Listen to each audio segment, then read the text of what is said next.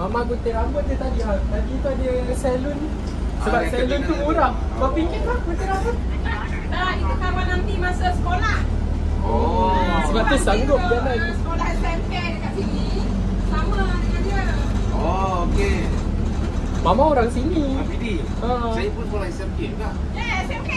Dulu sekarang baru SMK makcik. Ah. Dulu masa saya belajar dulu SRKPD. Ya. Okey, kampung Sungalaken. Oh, Sungalaken. Baru kan?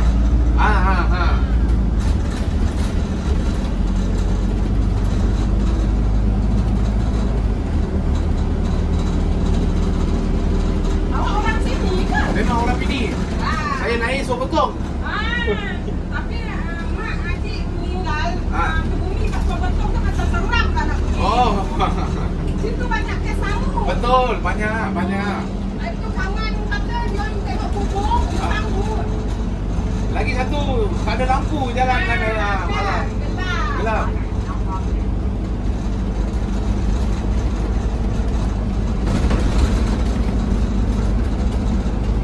Sebab tu rasah banyak je kedai gunting rambut. Dah Mama dah pergi kawan ni. Lagi pun okey sikit abang dari sana ke sini jalan-jalan sikit. Jalan-jalan. Lepas tu pasal nanti berhenti depan rumah je. Ke Seremban kan.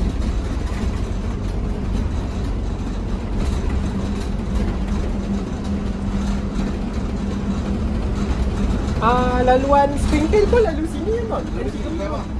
Semua Yang- lalu ikut sini juga. Yang Teluk Kemang ke Teluk sana? Kemang dia ikut sebelah sana. Teluk Kemang setiap berapa minit tak? Dia 45 minit satu kali.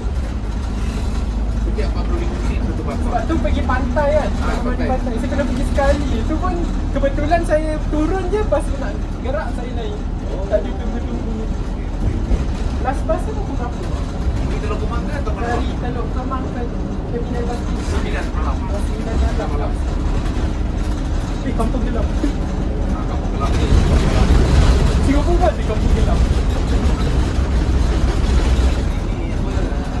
Dari pagi sampai malam bang. Saya tak nak makan cuma kerja. Abang Reman kata tu, mana kita makan sedap dia kata? Dekat dengan dia kata area sini. Dia di sini. Oh. Lepas tu Ni ikan bakar pun sedap. oh, aku bakar. Oh, ingat lagi makan dekat sini. Ikan bakar pun sedap. Tapi malam kan baru dia buka. Malam.